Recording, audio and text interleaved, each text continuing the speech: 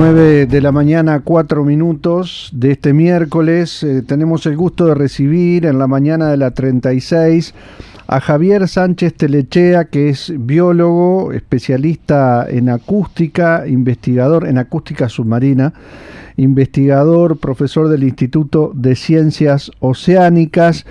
Y como les comentábamos temprano, Javier formó parte de los científicos que prepararon un informe que fue presentado en un reciente recurso de amparo que realizaron varias organizaciones, apuntando a detener las prospecciones sísmicas que comenzaron a realizarse en nuestro mar territorial en búsqueda de hidrocarburos.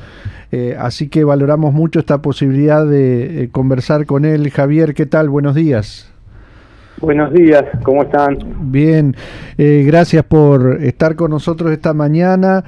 Primero, para conocer un poco más de tu actividad científica, Javier, ¿qué es un biólogo especialista en acústica submarina? Por obvio que pueda parecer para algunos, contanos en qué especialización, por qué hay una especialización en esto precisamente. Bueno, primero que nada, muchas gracias por el interés. Bueno, básicamente a nivel mundial la acústica submarina tiene muchísimos años ya, desde la Primera Guerra Mundial, donde se empezó a desarrollar, y después más que nada desde la Segunda, para tratar de encontrar submarinos en aquella época, claro, submarinos nazis, y la única manera de poder encontrarlos era escuchando. De ahí que en aquella época se inventa lo que es el hidrófono, un micrófono especializado para escuchar abajo el agua, que en realidad el término científico sería un piezoeléctrico, y que nos permite escuchar abajo el agua, transformando la onda de presión abajo el agua en un pulso eléctrico, que nosotros lo podemos medir y después lo podemos escuchar. En ese momento es cuando las Fuerzas Armadas, involucradas en aquellos conflictos bélicos, se dan cuenta que adentro del mar, bajo el agua, lo que se escucha básicamente son un montón de sonidos, de ballenas, delfines, peces, etcétera. Es ahí donde hay que empezar a diferenciar qué es qué, ¿no? Claro, claro. Y es ahí donde arranca esta línea de investigación. Y bueno, yo arranqué ya ahora en julio va a ser 20 años, que trabajo con la acústica submarina y me dedico a grabar, a descifrar sonidos de peces, ballenas y delfines. Aquí en Uruguay hace en los años 2006, 2005, 6 y 7, junto con un colega, Walter Norbis, también profesor de la Facultad de Ciencias, fuimos los primeros en grabar los sonidos de la ballena franca austral, acá en la costa uruguaya, donde descubrimos que la ballena venía acá a hacer actos reproductivos por los sonidos, porque cada sonido está asociado a un comportamiento específico. Entonces nosotros con el sonido podemos saber qué hacen estos animales. Claro. Lo mismo pasa con delfines, lo mismo sucede con peces. Por lo tanto, el sonido es muy importante para los animales marinos, incluso para aquellos que no producen sonido, pero sí lo escuchan. Y de ahí nuestra preocupación de, los sonidos antropogénicos que nosotros producimos los humanos, que perturban el ambiente acústico. Uno de ellos, el más potente a nivel mundial, es el sonido sísmico que producen los buques que buscan petróleo. Claro, me imagino que cuando te enteraste, no sé hace cuánto, de la noticia esta de que empezaban las prospecciones sísmicas, debes haber sido de los uruguayos que está más consciente de la dimensión seria que eso tiene, ¿no? Que fue una noticia de impacto para vos, dado a lo que te dedicás. Sí, bueno, yo te cuento que en el año 2012 y 2013 yo trabajé para la sísmica en la parte de descifrado de señales acústicas para ver si había ballenas y delfines alrededor del buque. En ese momento, cuando a mí me llaman por mi experticia, yo ya dije que en aquella época solo había 500 metros de radio alrededor de los buques. Yo ya había expresado que era poco el metraje y que había circunstancias con lo cual el procedimiento era peligroso para los animales. Pero en ese momento Uruguay no tenía legislación, no había Ministerio de Ambiente, o sea, estaba bastante en pañales el tema. Claro. Y no había tanta publicación científica al respecto, que en estos últimos años han demostrado lo dañina que es. De ahí es que nosotros, con los colegas que elaboramos el informe y presentamos el amparo, decidimos hacer esto mismo, porque la realidad es que es bastante peligroso para los animales, para la fauna marina, la emisión de pulsos por estos buques. Y la verdad que sí, es peligroso, es dañino, y bueno, directamente mata directamente a la fauna marina, todo lo que es plancton, ictioplancton, zooplancton, animales microscópicos que están en la columna de agua. Y después tenemos el problema de los peces, bueno, las grandes ballenas, delfines, tortugas, aves marinas, etcétera. Es bastante complejo la situación. No sé si llegamos a decirlo, que sos profesor e investigador del Instituto de Ciencias Oceánicas, y la pregunta que aparece en todo esto, vos escribiste hace un tiempo respecto a, por ejemplo, la situación del cachalote, que podías recordarnos qué importancia tiene, parte de todo ese mar y todo ese mundo del que los uruguayos conocemos muy poco. Siempre se dice que vivimos bastante de espaldas al mar, a nuestro océano, a nuestro río de la Plata, que incluso desde el punto de vista de la pesca, de todo lo que se podría aprovechar de eso, y vos escribiste hace un tiempo a propósito de ese caso en particular, como un animal que particularmente se maneja con uno de los cetáceos más emblemáticos del planeta, decías vos en un trabajo, y que además es extremadamente dependiente del sonido, precisamente. Y tal cual como decís, en general los cetáceos, ballenas y delfines, su mundo es acústico. Ellos necesitan emitir pulsos de sonido, ya sea para ecolocalización y detectar presas, objetos, ambientes, salinidad, un montón de cosas en su ambiente, pero además también emiten sonidos de comunicación entre ellos. Por lo tanto, el oído es parte de este sistema de emisor-receptor.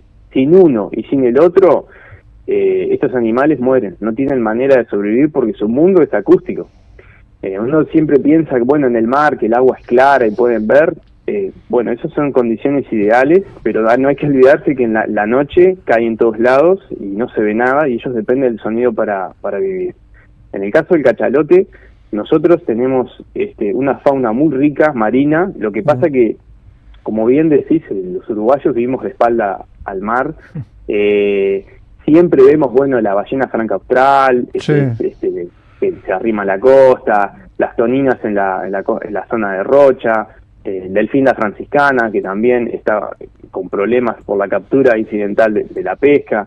Pero si nosotros nos alejamos un poco más de la costa, empezamos a ver especies que no se ven desde la costa y que pertenecen a nuestro mar. Y uno de ellos es el cachalote.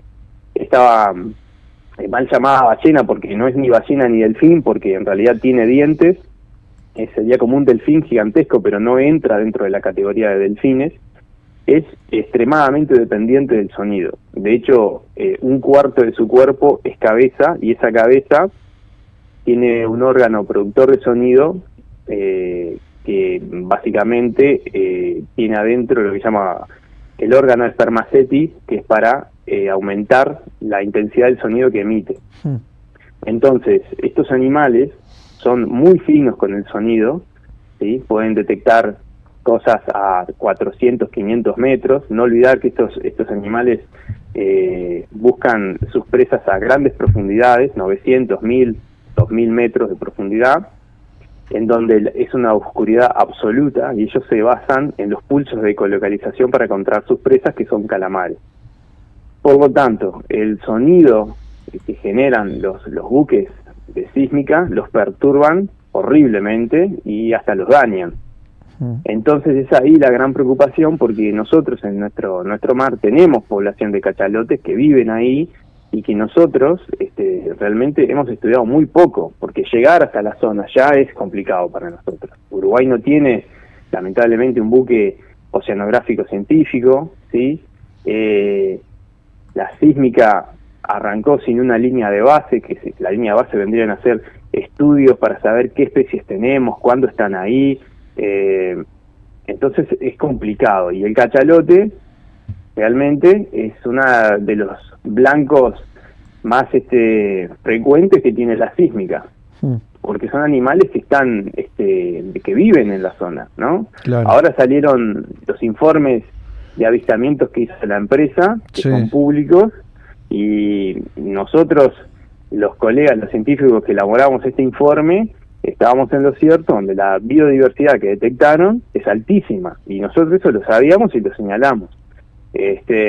Por lo tanto, la preocupación existe y va a seguir existiendo, porque creo que el barco ahora terminó, pero en noviembre viene de nuevo. Exacto, y se van a sumar otros. Antes de ir con Marcelo, también de sumarse en este diálogo contigo, déjame aclararle a la gente que nos está siguiendo, viendo nuestro canal en YouTube, escuchando esta entrevista en directo, y que estamos mostrando imágenes, la mayoría de ellas tomadas del informe de los observadores, de quienes estuvieron sobre el barco, de acuerdo al protocolo establecido para esto, y son imágenes que han tomado ellos, algunas son de publicaciones científicas internacionales, pero la mayoría, por ejemplo, ahora estamos viendo una imagen del conjunto de observadores que se preparó en un curso a principios de este año para trabajar sobre el barco, muy jóvenes la mayoría de ellos, y las imágenes que estamos tomando de la fauna marina son la mayoría de esos informes donde se ven ballenas, delfines, tortugas, incluso hay alguna imagen por ahí de, si no me equivoco, parte de una tortuga que fue que quedó enganchada en los dispositivos que tiene el barco para hacer las prospecciones, por ejemplo, ¿no? Un pez luna, eso fue un pez luna. Exactamente, correcto, eso es una de las imágenes que estamos viendo. Marcelo. Javier, buen día. Yo te quería consultar, ¿qué debió haber cambiado justamente antes de que el barco comenzara a hacer este trabajo? ¿Qué se podía haber hecho desde el punto de vista de ustedes? Buen día, ¿qué tal? Bueno, nosotros lo que proponemos es que antes de hacer la prospección sísmica, por lo menos se tenía que haber hecho un muestreo bastante fuerte en toda el área donde se iba a hacer la sísmica, lo que llaman la línea de base, para saber qué especies teníamos y cuándo estaban las especies. Nosotros sabemos que hay especies que están todo el tiempo, como la parte del plancton, ¿sí?, que son estos organismos que están flotando en la columna de agua, que son parte de la primera cadena, el primer eslabón de la cadena trófica, ¿verdad? Entonces, el destruir toda esta comunidad afecta a toda la cadena trófica. Entonces, la realidad es que lo mejor sería no hacer sísmica. Pero claro, sí.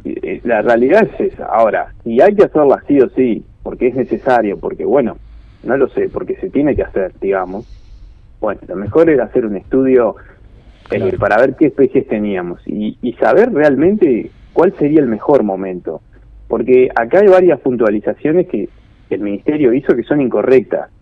El decir que se hace la sísmica en esta época porque se protege a las especies migratorias, bueno, eso es incorrecto. ¿Cuáles son las especies migratorias que el Ministerio dijo que no iban a estar? Porque ahí en la detección de la fauna se ve de todo, y se ven especies que están todo el tiempo, y hay especies que no se van de la zona, entonces no son migratorias. Ahora, Javier, cuando tú decís que el Ministerio hizo eso, ¿pero qué lo hace por conocimiento o por otra cosa?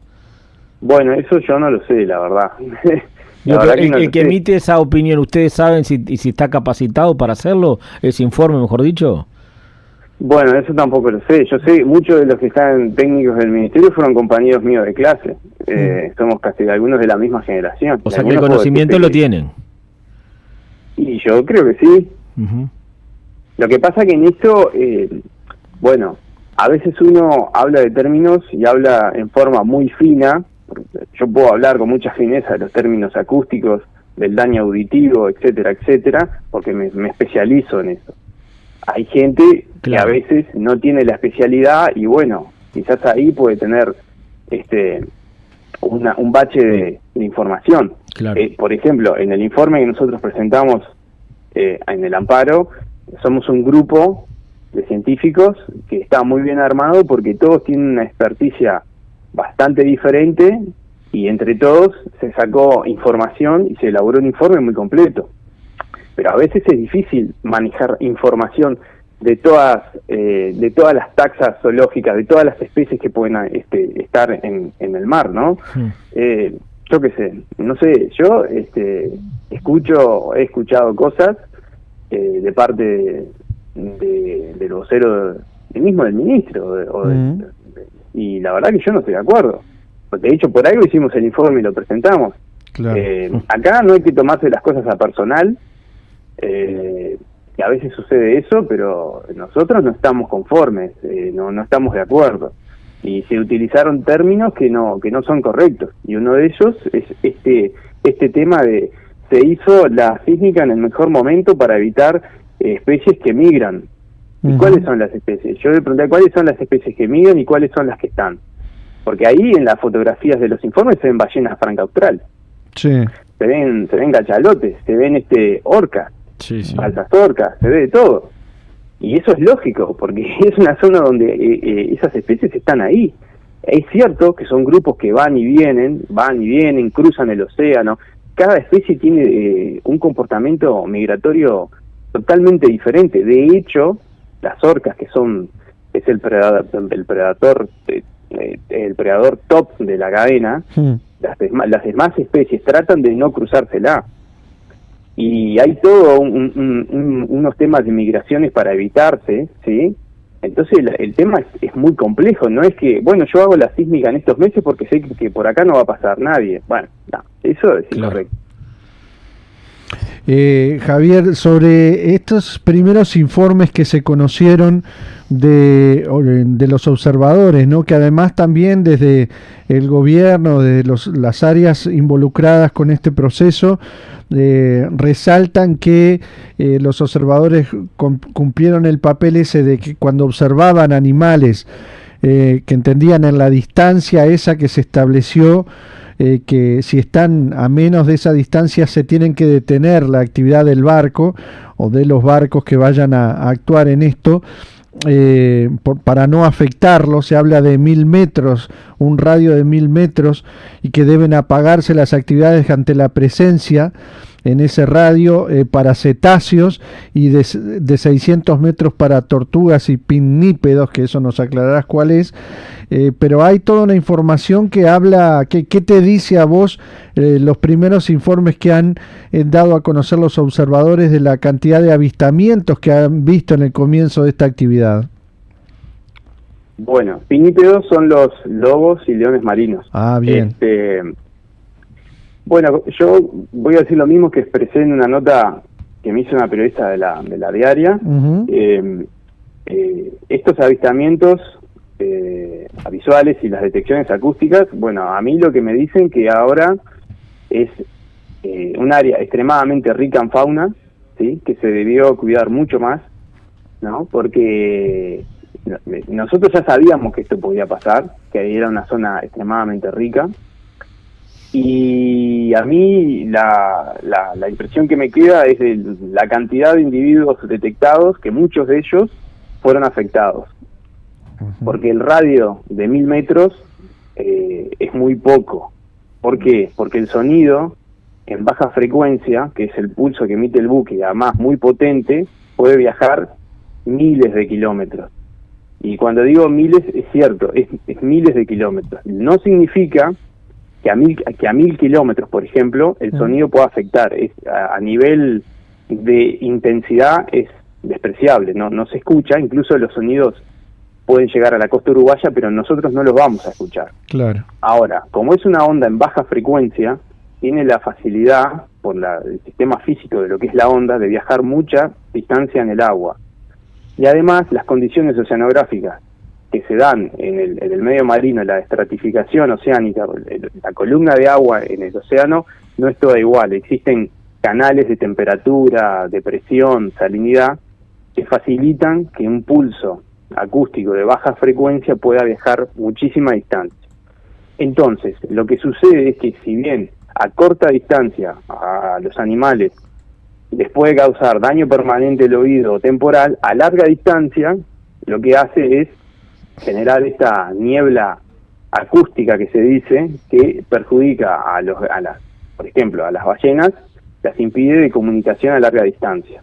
Y a los cetáceos les molesta, y a los peces que se reproducen, que se comunican también en baja frecuencia, es una molestia. Entonces, ¿qué hacen los animales? Dejan los lugares, cambian los sitios. Yo básicamente hablo mucho de mamíferos marinos, pero tenemos a los peces que son muy afectados. Ahí tenemos en esta zona también lugares de desove de la merluza, que es una especie de importancia comercial para el Uruguay, sí, que en realidad ya la vez pasada, en la sísmica pasada del año 2012-13, se había dado una baja en la pesca. Yo los datos no los tengo, no los vi, pero hablando con colegas, por ejemplo, Daniel Gilardoni, que fue director de la INARA, manejan datos donde se vio que hubo una baja de la pesca de la merluza, posiblemente porque fue después de la sísmica. O sea, esos son datos que están aparte, no están en esos informes de los observadores, esto de la pesca que decías. No. El informe de los observadores que tú mencionás son informes de la campaña que se realizó en la sísmica, claro, lo que los observadores vieron, detectaron dentro de los 1000 metros o por fuera de los 1000 metros, y las detecciones acústicas que hicieron los técnicos que estuvieron escuchando y viendo los espectrogramas con un hidrófono. Claro. Esos son los informes que la empresa los hizo públicos ahora, ¿no? Pero ya hay datos de la afectación en la pesca, digamos, primarios, también esto que decías de la INARA. Bueno, eso fue en la sísmica de los años 2012 y 2013. Bien. Sí, son datos pasados. Claro. Que se señaló que había una merma en la captura, posiblemente. Claro. Lo que sí sabemos que hay publicaciones científicas en otras partes del mundo donde sí se vio que había una baja en la pesca de diferentes especies producto de la sísmica. Y los peces se ven los peces que están en la cercanía también se ven afectados por el pulso acústico. Entonces, esto ya está probado, existe, se hicieron pruebas. El problema es que a veces es muy difícil, por ejemplo, probar que un cetáceo, una ballena, un delfín es afectado, porque habría que ir hasta donde el buque de sísmica está haciendo esta prospección y hacer un muestreo biológico. Entonces, claro, es difícil de probar, y es difícil de seguir a una ballena que fue afectada. Habría que marcarla satelitalmente para ver cómo sigue su ciclo de vida y a ver cómo le va, ¿no? Pero sabemos que les afecta. Es posible saber, por ejemplo, porque en los informes de los observadores hablan de que encontraron varios casos de restos de animales, de ballenas, de peces que vos mencionabas, si no me equivoco veo por ahí alguno puede ser de tortugas, pero uno pues se puede atribuir el inicio de estas operaciones, o sea, puede generar la muerte de animales en corto tiempo, o este tipo de acciones y por las características de esos animales. Bueno, ahí la verdad es sobre lo que encontraron, los animales que encontraron flotando o muertos, que creo que hay una o dos ballenas. La verdad que eso no te lo puedo contestar, no lo sé. Yo calculo que no. Claro. Todos los días en el mar, en el océano, mueren ballenas y delfines de diferentes causas, ¿no? Causas naturales o golpes contra buques o depredación entre ellos, como te comentaba antes. Claro. Entonces eso es un poco difícil de probar y de saber, y yo tendería a pensar que no, que son muertes naturales. Claro. Ahora, es evidente que si un delfín, un cachalote, pasa por abajo del buque cuando está haciendo la sísmica a 20, 30 metros, sí, la muerte es indirecta, ¿no? Porque hay una onda de presión que lo que va a hacer es afectar un montón de órganos y el animal al cabo de pocas horas va a morir. Eso es seguro. Por lo general, estos animales lo que hacen es evitar el buque porque evitan las fuentes sonoras fuertes. Claro. Pero no significa que los animales, por un tema de desorientación, puedan pasar por abajo del barco o cerca, porque ya en otros lugares, en otras partes del mundo, se ha constatado que la sísmica se está haciendo y en la proa del barco, en la parte de adelante del barco, están nadando delfines. Sí, incluso ahí le leo a la gente también alguna parte de los informes que ayer los estuvimos observando, están colocados en una página que después le vamos a dar y vamos a colocar en nuestra web para la audiencia. Se pueden acceder a los informes de los observadores. Dicen que observaron y registraron diversas situaciones de interacción de ballenas francas australes con los equipos sísmicos en el agua, tales como cuerdas y cables de sustentación. En términos generales, la mayoría de las interacciones ocurrieron cuando los animales se encontraban en la superficie en condición de flotación. Al aproximarse a los equipos no evidenciaron comportamiento de evasión o desvío, llegando a impactar sus cuerpos o parte de estos contra las cuerdas y cables, y en un caso observado contra el paraván, dice parte de unos informes de estos observadores, ¿no? Bueno, sí, eso, y eso es lamentable, la verdad. Estamos hablando de, yo tendería a pensar que la fuente acústica estaba apagada, ¿no? Porque eso no lo especifica. Yo espero que la fuente los cañones no estuvieran emitiendo sonidos cuando pasó eso con las ballenas, ¿no? Porque si no estamos hablando que la ballena fue directamente impactada con el pulso acústico y son días para que muera. La realidad es eso. Cuando un animal se acerca a este tipo de pulso acústico, lo que genera, además de una rotura de un montón de órganos y sangrados, lo primero que hace es destruir las células del oído interno, las células de la cóclea, el órgano de Corti, que son especializados para escuchar, y ahí no hay salvación porque el animal necesita el oído para vivir y además lo necesita para regular la flotabilidad y cómo flota y cómo se mueve en el agua. Estamos hablando que el animal tiene movimientos en 3D, ¿no? Por el tema de flotar. Uh-huh. Entonces yo, la verdad, yo cuando lo vi quedé asombrado, pero bueno, ¿qué evidencia esto? Lo que nosotros decimos en el informe y que ya lo veníamos diciendo antes, que es una zona muy rica en biodiversidad, uh-huh. ¿Sí? Y que lo que dijo el ministerio, que se iban a cuidar, que lo iban a hacer ahora porque que se iban a cuidar de las migraciones, no sucede. Y no sucede porque eso es incorrecto. Uh-huh. Y bueno, esas son las evidencias. Me alegro que por lo menos lo hayan hecho público. Claro. Javier, y con respecto, por ejemplo, al trabajo que hizo allá por el 2012 a ¿tienen información de ustedes que se haya hecho, por ejemplo, de otra manera o es lo mismo o peor de los buques? No, en las prospecciones anteriores sí. La diferencia era todo igual, lo único que eran 500 metros, en un radio de 500 metros claro. Para detener si entraba algún cetáceo en ese radio. Ahora se agrandó a 1000 metros. 1000. Que está bien, por lo menos son 500 metros más, pero nosotros decimos que es insuficiente. Así que... Pero los sistemas utilizados, digamos, son los mismos. Sí, eso es todo igual, eso es todo, es lo mismo. ¿Y esto puede generar, digamos, un antes y un después a nivel de la universidad, de lo que está pasando? ¿Se puede llegar a plantear algo de que se tomen otras medidas de aquí en más? Como por ejemplo tener un buque o algo que permita investigar realmente lo que tenemos en el fondo del mar. Y bueno, yo esperaría que sí, pero la verdad que no tengo la respuesta a eso. Lo ideal hubiera sido tener un buque de investigación. Es evidente que un buque de investigación es algo caro para el país. Todos sabemos que bueno, el país también tiene necesidades y prioridades.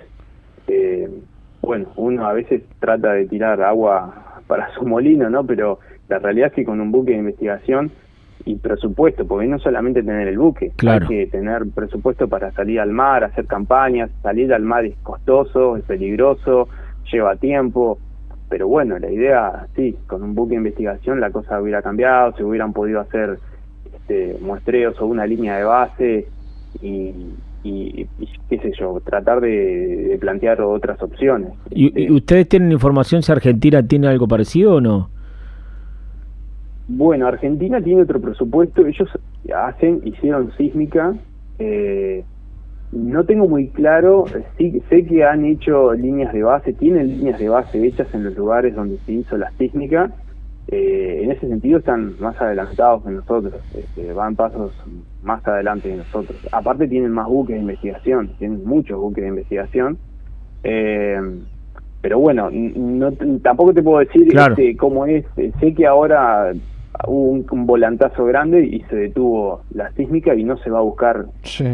no se va a extraer petróleo del mar. No sé si es un tema político o es un tema de que no conviene por el precio, etcétera, etcétera. Sí, sí. No lo sé, la verdad.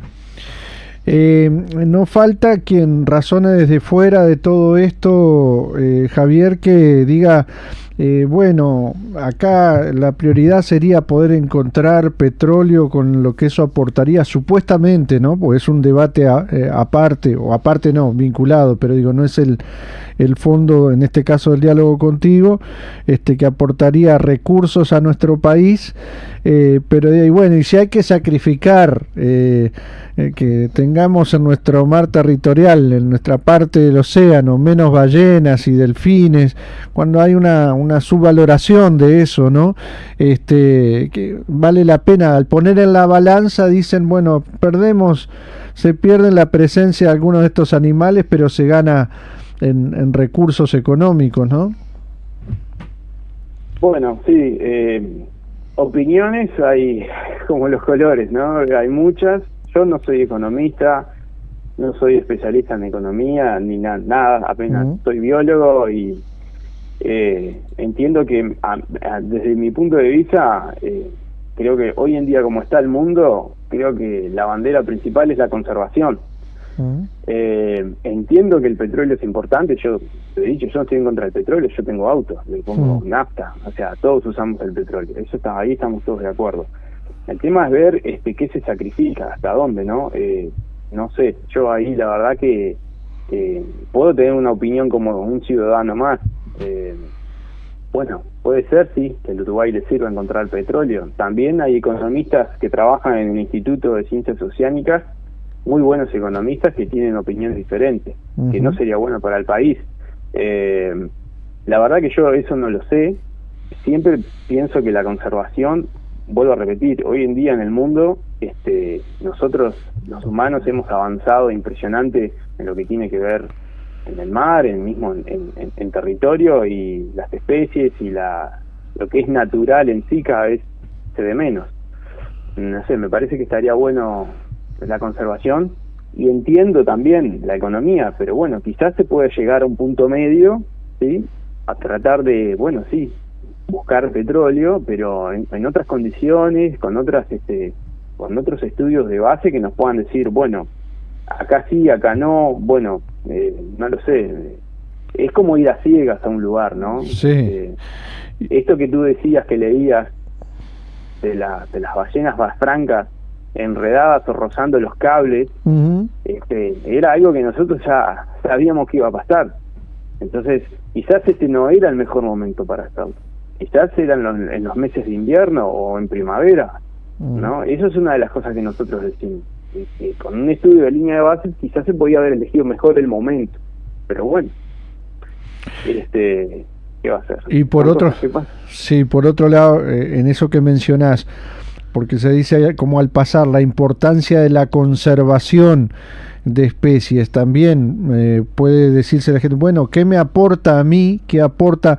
Quizá lo de la pesca la gente lo puede entender más rápidamente, ¿no? Si perdemos riqueza ictícola, que también hasta las cámaras pesqueras están advirtiendo de eso, se piensa en fuentes de trabajo, etcétera. Pero ¿qué perdemos si se pierden ballenas, si se pierden delfines? Que la gente diga, ¿qué nos aporta la vida nuestra perder esos animales, no? Y bueno, sí, lo que pasa que lo que no se ve, no se entiende, Claro. Es lógico, pero lo pudimos ver con la orca que varó en Punta del Este. La preocupación social fue impresionante. La movilización en las redes sociales sobre todo lo que provocó este ejemplar varado, que salió en todos los informativos y la gente estaba compungida, no lo podía creer. Bueno, imagínense eso mismo en el medio del mar. Si lo pudieran ver, quizás bueno, cambiaría la opinión. Claro. Porque una orca causó mucha tristeza, y bueno, imagínense lo que pueden causar 100 o 200 orcas o 50 ballenas, o qué sé yo. Esas también. Yo entiendo, hoy en día estos animales ya no son más recursos, son bienes, porque son bienes que tiene el país, son bienes naturales que hay que proteger. Es cierto, la gente en su mayoría nunca los ve y quizás nunca los vea, ¿no? Pero bueno, pero están ahí y son parte del ambiente, son parte del ecosistema, que cumplen un rol que es fundamental para que todo el ecosistema esté sano. La realidad también pasa por ese lado también, ¿no? No quiere decir, bueno, está bien, matemos tantas ballenas para sacar el petróleo, pero ¿cómo afecta eso al ecosistema? ¿Qué va a pasar después? ¿El ecosistema se recupera? Acá está todo enganchado, ¿eh? Claro, eso es lo que hay que entender, es la relación. Es como cuando la preocupación por la muerte de abejas, que hace unos meses apareció con más intensidad, ¿no? Entender la vinculación de la vida que termina afectándonos, ¿no? Exactamente. Acá hay una cadena trófica, hay especies que se necesitan unas a otras para poder subsistir y son lo que le dan el bienestar al ecosistema. Entonces, estamos hablando de una perturbación que nosotros podemos generar, que quizás después el ecosistema no se recupere. Claro. Entonces, y esto es muy frágil. Uno toca un eslabón de ese ecosistema, un eslabón de la cadena trófica y puede desacomodar todo. Con lo cual, las consecuencias son, bueno, baja en las capturas de la pesca, dejar de ver a la ballena franca todos los años como la tenemos. Un montón de cosas pueden pasar. Y bueno, nosotros lo advertimos, estas cosas pasan, ¿no? Claro. Lo que utilizan son estos barcos, por lo que leo por ahí, son cañones de aire comprimido, es lo que usan para hacerlas. Claro, ellos generan un pulso, una burbuja de aire que genera el pulso acústico y lo hacen por medio de unos cañones que es con aire comprimido, aire a presión.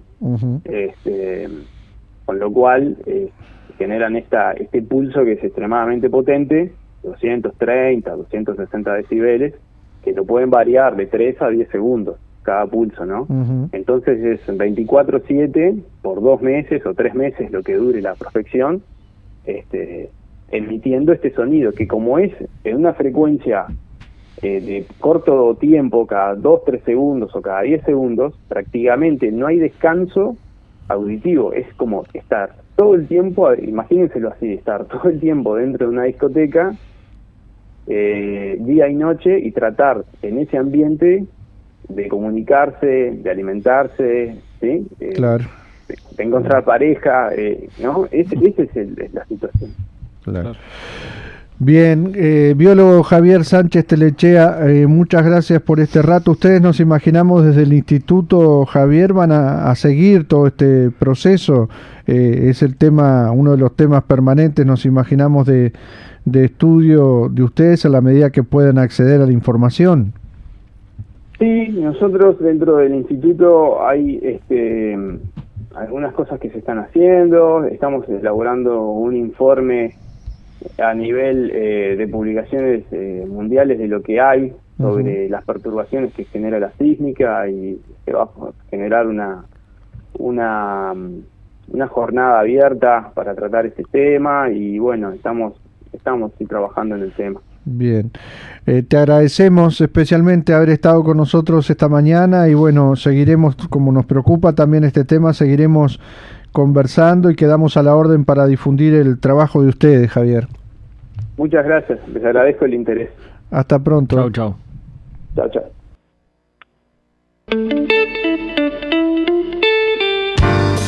Transmite Radio 36, Centenario, de Montevideo, Uruguay. Una radio imprescindible, porque nos da ánimo siempre.